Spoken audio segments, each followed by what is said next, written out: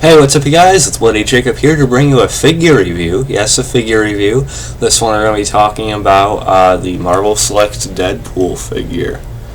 This figure came out a while ago, but I just now picked it up today. If you guys see my vlog about it or seen all my posts on Facebook or Twitter, you'll know that already. Yeah, so I used to do a lot of figure reviews, like Marvel Legends, horror figures, and things like that. I deleted all those videos. I still have no idea why to this day I did that, but I still do collect figures, I still do display them, and once in a while I still do make figure reviews on them. And most times when I do that, it's fitting for what I'm talking about on my channel, and I'm a fan of Deadpool. I am very much looking forward to the movie in February. I have a lot of faith in it. My expectations are moderately high. And so I just thought I'd do a video on Deadpool here. I do have the Marvel Legends Deadpool, X-Force Deadpool, I should say, for comparison. Let's grab right over here.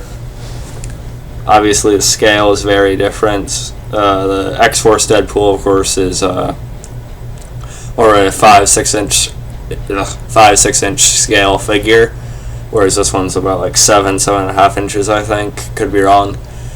But yeah, overall, just comparing these two real quick. Obviously, the detail is much better with the Marvel Select one, with all the black shading and stuff like that. However, I do like the head sculpt a little bit more on the Marvel Legends one. I like the dip on the hood a little bit more, and just like the general face area, you can tell there's a face underneath a little bit more than you can on this one. Whereas with this one, it's a little bit more round and flat, I guess. Whereas you can kind of see his mouth, if you know what I mean with that. It's kind of hard to pick up on my webcam. But yeah, still, overall, I am happy to have both of them. And of course, the X-Force one, now I have a Deadpool in his regular costume too, right here. That still is a very good figure, don't get me wrong. Like I said, the detail and the paint is better on this one, at least for the most part. There are some little issues I have with it, like, at least on mine anyway, the ankles and the hands are a little bit loose, and that's coming from all the, pulling all the weapons and taking them in and out of his hands and stuff like that. So I'm a little bit worried about that, but probably doesn't necessarily apply to all the figures that are out of this. And then on mine, there's also there's a couple paint mishaps, just little minor things, like a little mark on the little gold thing right there, holding together the whatever.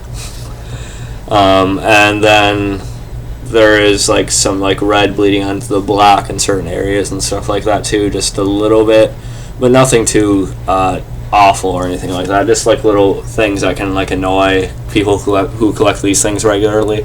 But overall, it is a very good figure, man. I'll show you the articulation real quick. Do my best to show it anyway. The ankle does go down like that, up like that.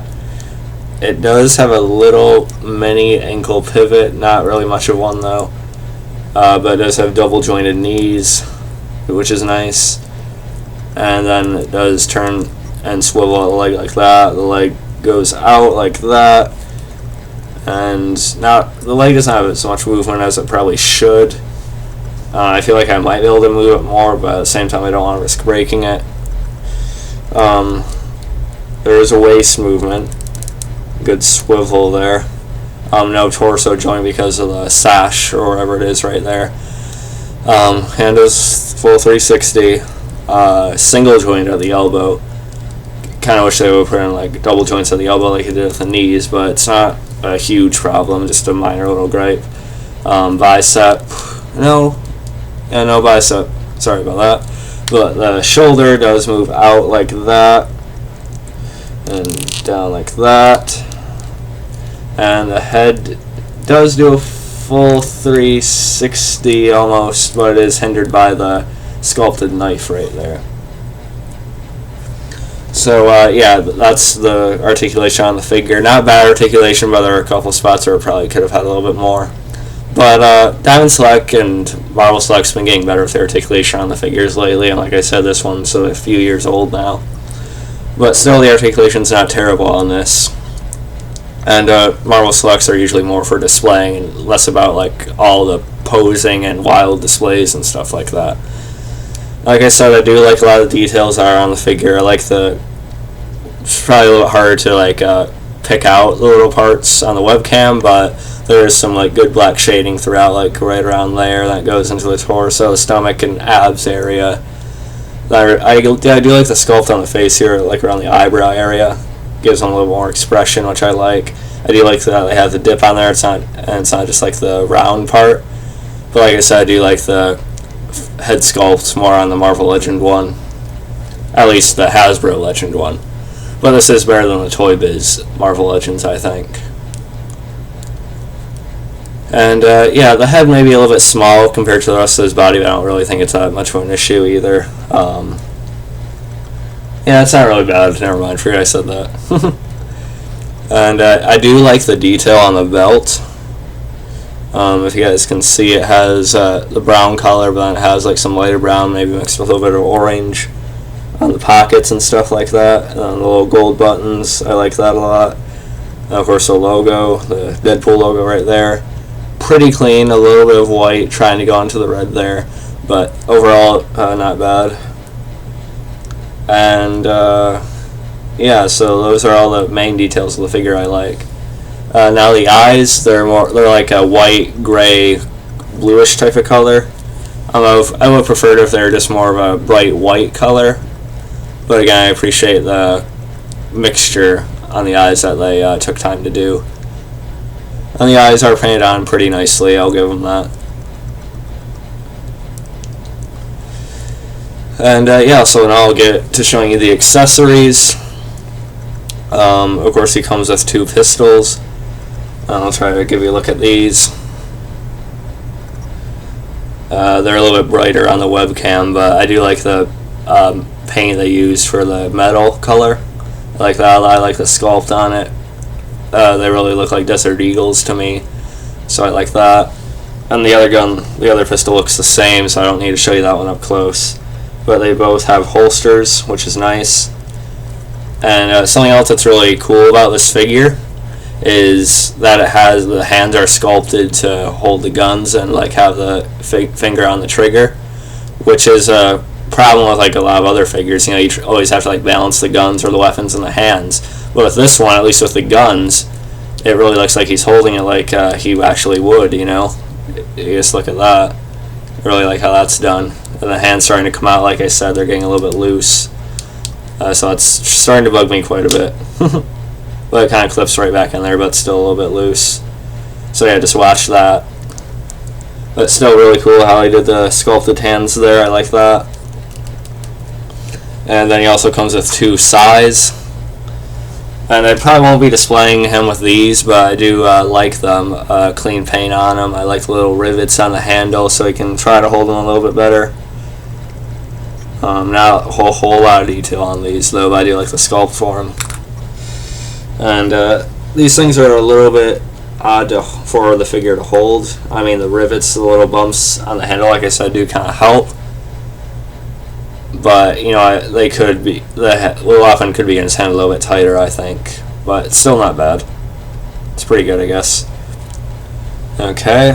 And then also he comes with 2 katana swords. Or 2 swords, I guess. If we look at these are probably the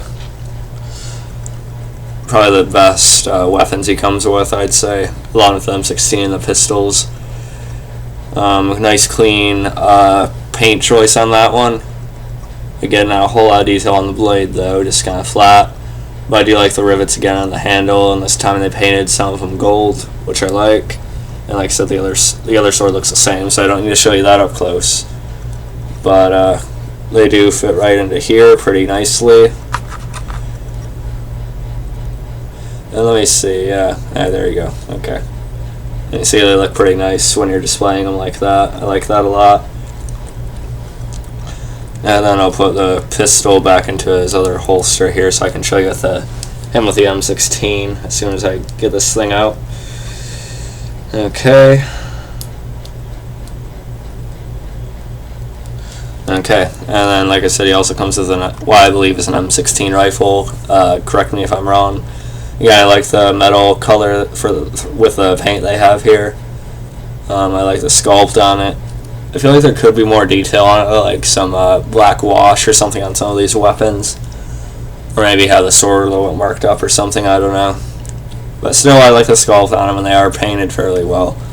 And like the pistols, it does fit into its hand pretty easily thanks to the sculpted hands. They're meant for such. Yep, okay, got it. And you can see right there, fits nicely into his hand.